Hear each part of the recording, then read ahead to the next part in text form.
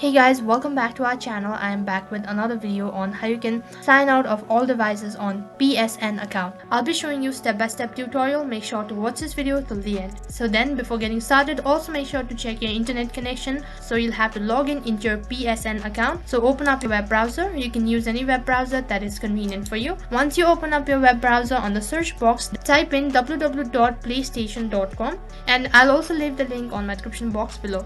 And also make sure to log in into your account. Once you're logged into your account, next interface will be directed to your official site or your profile page. And once you're in this page, tap on the smiley icon located in the top right corner. And after you tap on it, from the drop down menu, tap on account setting. Once you're in this page, tap on security in the top left corner of your screen. After that, in order to proceed, tap on continue.